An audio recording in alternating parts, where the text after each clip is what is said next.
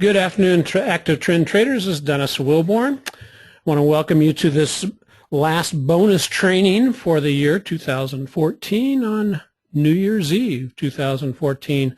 Today I want to touch on the topic of how to use weekly charts to stay the course for bigger gains. I want to remind everybody that all the material that we do present is for training purposes only, and that traders should paper trade any new method prior to risk of their own personal capital. Hope everybody had a wonderful Christmas, wonderful holidays, and is now ready for a fantastic new year, which begins trading-wise on Friday. Today we're seeing the markets down a little bit, interesting that we're getting a bit of a sell-off going into the last day of the year. We'll see how that sets up going into 2015. I don't know about you, but I have had my fill of bowl games, but I will be up and ready for the bowl games the rest of today and tomorrow, New Year's Day. So basically, I've titled this training, How to Stay the Course. Oftentimes, we traders would, we'd love to jump into a trade and then ride that trade, wringing out as much profit as possible, yet accomplishing this feat it often seems unattainable. One of the main reasons why is that we tend to be impatient both in getting in and getting out of our trades. We talked about that a little bit last week in last week's bonus training. One way to combat this impatience is to look at a stock from a longer time horizon. As you're moving into 2015 and taking a look back at how you traded and what you want to do differently in 2015 to become a better trader on your path to becoming that master trader. If you do not utilize weekly charts, it may be something that you would be a really good thing for you to adopt and start utilizing in your analysis the weekly charts. So we want to go to a weekly chart for strategic planning. Weekly charts do several things for us. Weekly charts allow us to, they're better for strategic planning. With the aspect of entries and exits, we can be quite objective in defining our entries and exits. To establish longer-term holding criteria and posture, whether it be bullish or bearish. We can utilize some things that we utilize, almost everything that we utilize in the daily active trend trading system. We get the 820 cross, pullbacks, trend lines on the weekly charts, tend to have greater significance because they're longer. Therefore, they have more importance in defining what's going on with that stock. Oftentimes, if we're looking at a 6 months or a 3-month daily chart, it may show that that entity is in a downtrend when in fact longer term that stock may be in a very strong uptrend and getting ready to bounce. So while we're preparing to trade it to the short side, the longer term momentum, the longer term impetus on that stock is to go higher. The weekly charts can work both in an upside and downside to set the tone. Major momentum shifts are identified on weekly charts and can be quite significant. And then one thing that weekly charts do is they smooth out the shorter term noise that often accompany both the daily and the intraday charts. Oftentimes we'll see patterns. As a matter of fact, if you're an IBD pattern watcher, IBD basically says, go to the weekly charts to determine the patterns that you will be trading. And I have to say that's pretty sound advice. Yeah, there's going to be some shorter term trading, trade patterns that appear on a daily chart.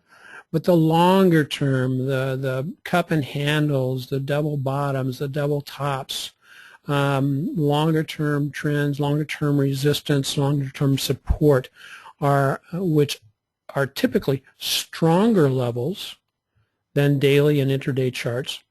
And so keep an eye on those. So what we're going to do today is we're going to take a look at a few stocks that did very well in 2014. But before we get going, I want you to remember that we'll be taking a look at the 820 week moving average crossovers, and that those can be very predictive of longer term trend reversals for the stocks. And that was the bell for today's trading. I don't know if you heard it or not, but not all crossovers lead to big gains, but all big gains start with a crossover.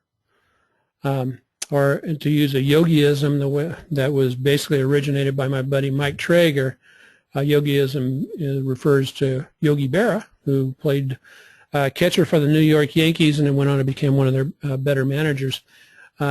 These events don't happen every time, but they do happen all the time. Our job is to get and be ready.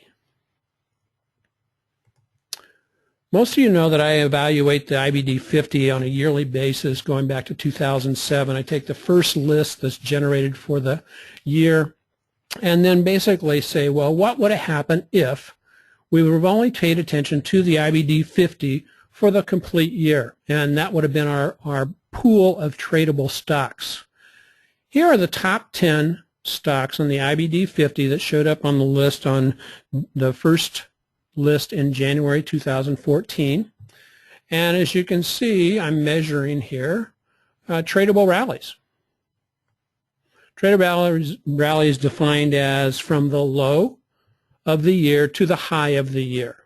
And as you can see, you probably recognize some of these names, AMBA, 168% total move as part of its tradable rally, all the way down here, Baidu, Celgene, NetEase, ACT, all of them with some very significant moves from their low of the year to their high of the year.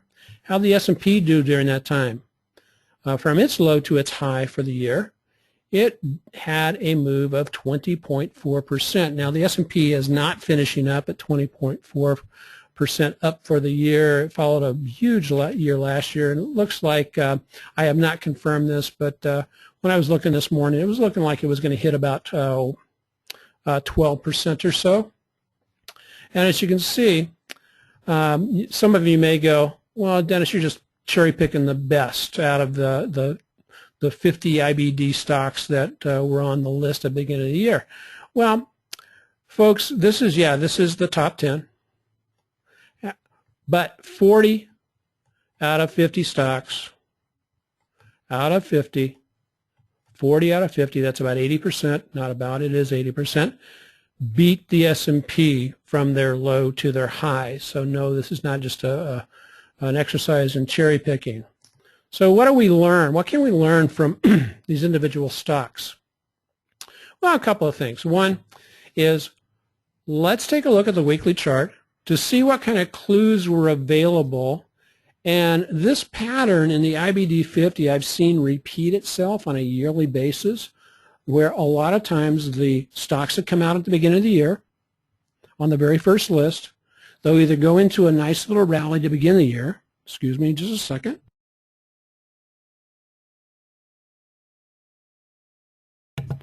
Must have been rooting too hard for Stanford last night. Anyway, they start off with a rally to begin the year, or they basically go flat at the beginning of the year, but then around the last part of February into the last part of March, they tend to go into a bit of a correction, and I've seen this happen year after year after year on these particular stocks, and we can see here with AMBA. Started off the year on the IBD 50, however, very shortly, within a short period of time, it fell off the IBD 50. And as I've said many times, I oftentimes like to pay more attention to the stocks that are falling off the list than the stocks that are coming on the list, because oftentimes the stocks that are coming on the list are already extended, and you have to wait for them to turn back around. And AMBA, similar to what DDD did in 2013, it fell off and it corrected hard. all the way back down to the 200-day moving average, and then it rebounded a couple of times and then took off on a gain that was over 100% over the last 6-7 months of the year. Well, I've identified here on AMBA a couple of points where one could have gotten into the trade. One, bouncing back above this is the 40-period moving average down here, the dotted line. It's a 40-week moving average, which equates approximately to the 200. The blue line is the 8-period moving average, 8-week moving average, which approximates the 50-day moving average, and then the 20 in the middle approximates the 100-day moving average. And as we can see, there's a couple of, you can start drawing these trend lines that you see here and here on the charts. Then we can start waiting for a convergence of clues, bouncing off support levels. In this case, it's the 20% below the 20-week moving average, and the lower Keltner channel rebounds off that. And let's say we miss this initial reversal. It moves all the way back up almost to the top of the Keltner channel, pulls back, and then starts showing some reversal candlesticks as it breaks out and moves up from here. And if we had taken this trade here at this point on this day, from here until a stop out just breaking below the day that it closed below the 8, would have put us out with a 55% gain in a little 1, 2, 3, about 4 months period of time. Not bad. I recognize that, yes, there would have been a time when you would have probably been stopped out here, but you could have returned into the trade almost immediately the week after. And part of the thing that's very strong about, and we're going to be covering a chart here shortly, very strong about the weekly charts is each one of these moving averages, along with the Keltner, which is the gold-banded Keltner off the 20-day, and the darker one is the 20% above or below the 20-week moving average. Each of those can be an identifiable objective level of either support or resistance, and then one can plan trades around that. When we are in areas such as this, we know this is no man's land. Unless we get a hard reversal back up through a established support line or trend line, we know that we don't want to mess with that particular stock at that time. We still got our indicators moving down, momentum's moving down, and so we wait to get out of no man's land into an area where the clues start converging. So that's AMBA. AKRX, again, shows similar type of procedure. It fell out of bed to begin the year, but then bounced, ran back up, then started selling off again. Notice the negative divergence here. Momentum falls off. Where does it stop? It stops right at approximately the 200-day moving average, gets a nice breakout, moves up, didn't violate the 8-week moving average until this day, and so we would have jumped out approximately here with a 51% gain over a period of 1, 2, 3, 4, 5, 6, a little bit over 6 months. And just at this time, I'm going to highlight over here, is we may be getting that negative or bearish 820 cross. And so, who knows, going into 2015, AKRX may turn into a good short candidate.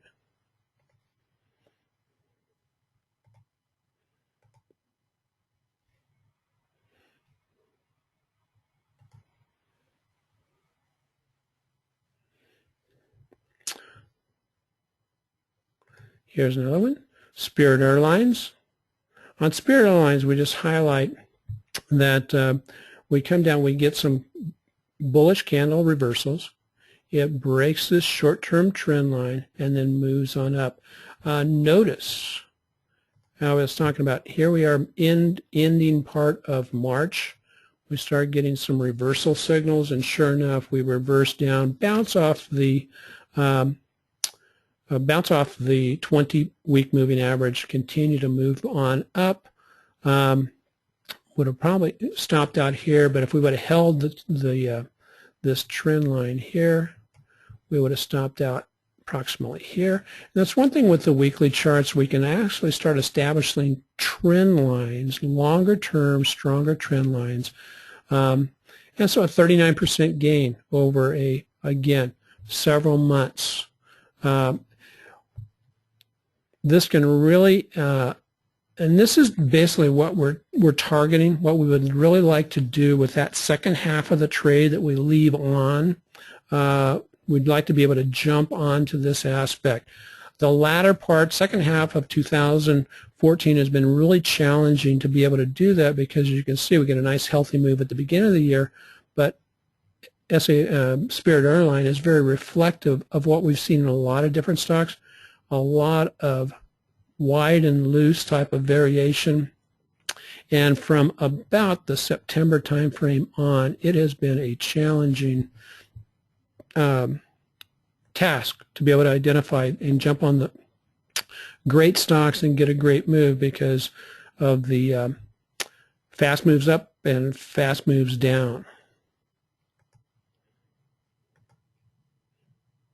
Again, XRS. XRS is another one of those where we see that we get a nice move up at the beginning of the year, pull back, get across of the 8 below the 20 early on, but as you can see, it didn't continue to fall. It found support at the 40-week moving average and then starts to bounce back up. It breaks out here at the beginning of June, runs 41.73% over the 1, 2, 3, 4, about 4.5 month period, and it can be closed out on the close below and the break of that low of the body of this particular candle. Once it opened up below that, that was the time to go ahead and exit the trade. Look what else is going on in this one. We have a bearish cross here.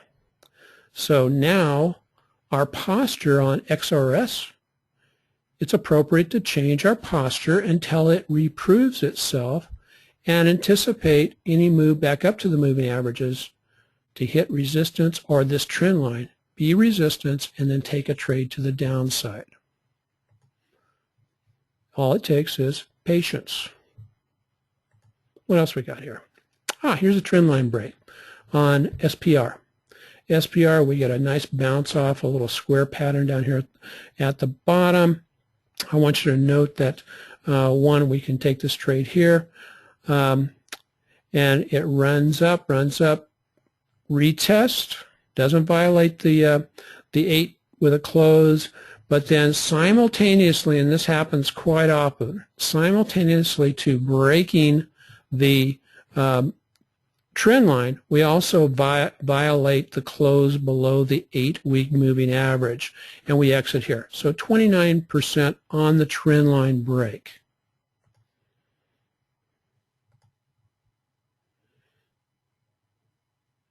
Okay, Celgene, another one. Nice run from about 73 all the way up to 120 with a stop along the way at about 90 bucks. But as we can see, I want to highlight Celgene because what it does is it provides us a really good way where we can be objective and take a close-in trade. We get the trigger here on the break above, and then look what happens. It starts using that 8-day and bouncing off the 8-day several weeks in a row. And so one can go ahead and plan a trade around the 8-week moving average. If it violates the low of that particular week, you exit. But you can start planning those trades around here.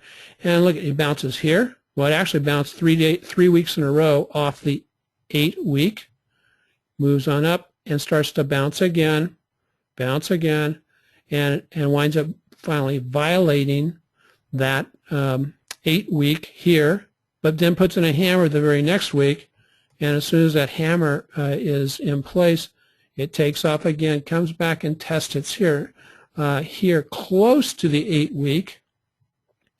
Test again here, test again here. And those are periods where you can basically plan a trade around if it falls below and then breaks back above, I want to go ahead and enter the trade. And if it violates the low of any one of those weekly candles or closes below the 8, then that would be a good time to go ahead and just exit the trade.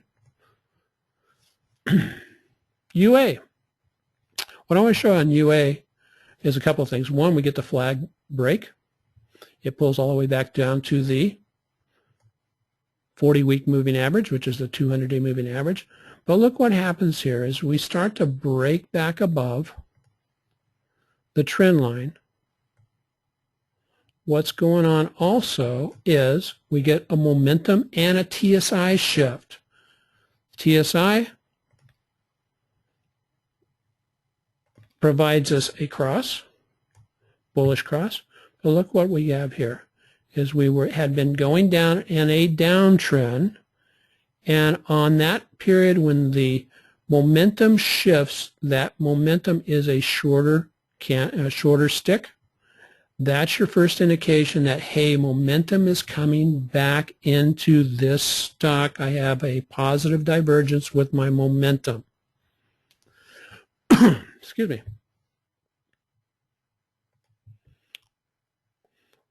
Again, this is Baidu, and with Baidu we get both the momentum and TSI shift and a moving average breakout along with a little flag. So we get a moving average breakout above the 40-week moving average, the 200-day moving average. It breaks that and then proceeds to be followed with the 820 cross here. And isn't this a nice little retest here? Right back down to the moving averages during the week. So we don't know which day that happened on, Monday, Tuesday, Wednesday, Thursday, Friday, or Saturday. We don't know which day that happened, but we know that during the week we get a retest and a rebound. So if you have both the daily and the weekly chart up, you can be looking for these type of rebounds to jump back into a trade, or if you missed this trade, to say, oh, okay, I want to get back in there. If you missed this trade, then there's here, and each one of those would have led to some really nice gains right here from 180 up to about 227-ish. And if you're an option trader, that works really well, especially if the wick is really close to the 8-week moving average, because you can plan your trade around there. Stop right below, below the low of that day. And an option trader, okay, you're 180 up to, 220. That's a $40 gain on an option trade.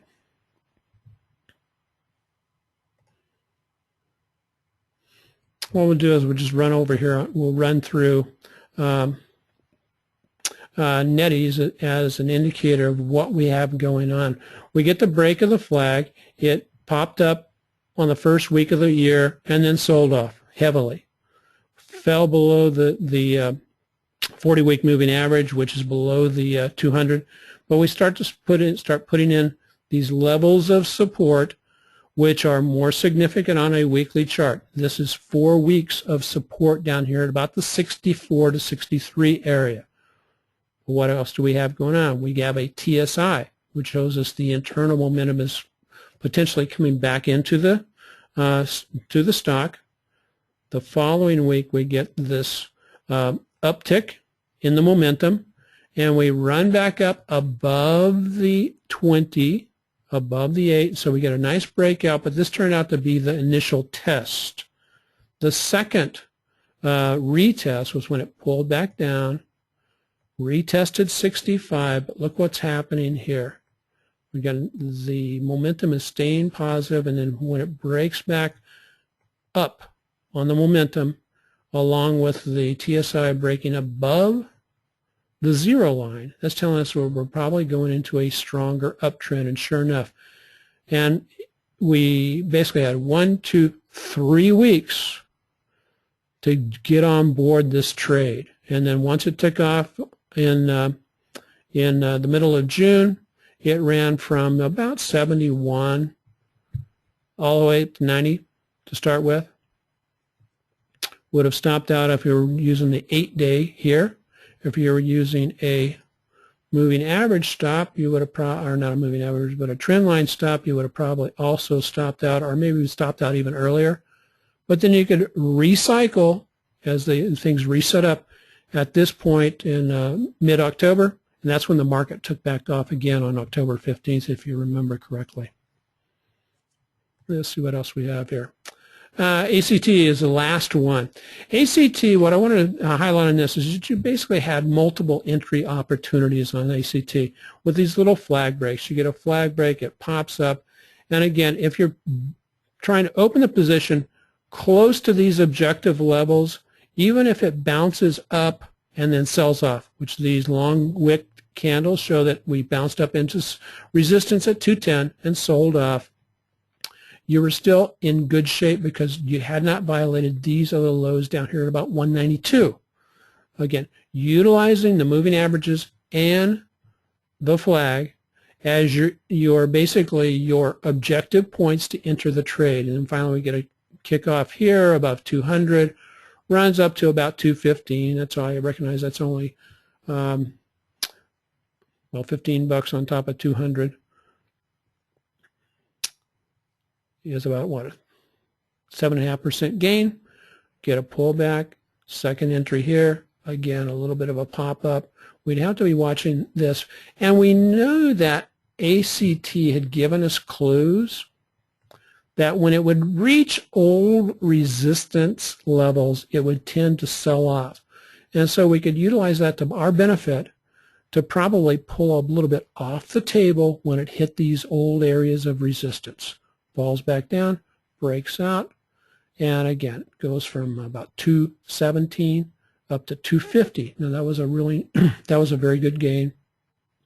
Sells off again, and again this is where utilizing all the tools in your bag, you know that's a strong trend line that's been in place for 1, 2, 3, 4, 5, 6, 7 weeks. It breaks.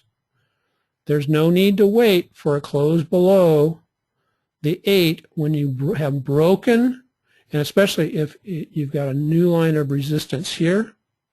Once it breaks that, that's the time to say, hey, I am taking my profit, and I'll wait and see what happens. And sure enough, the next week we get a bounce off the 20, the 8 week is retaken, and we get another little push up over the next 1, 2, 3, 4, 5 weeks.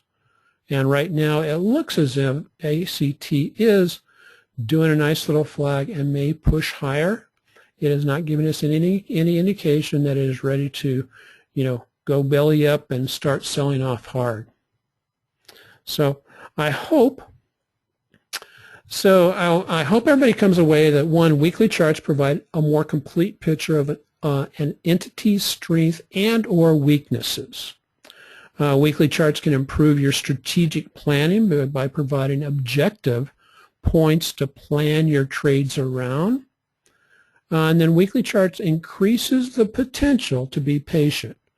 It doesn't make us more patient, but it increases our potential to be patient if we will discipline ourselves to say, I am waiting until I get the trigger off the objective points I define in my weekly charts. And so with that, I think that's about it.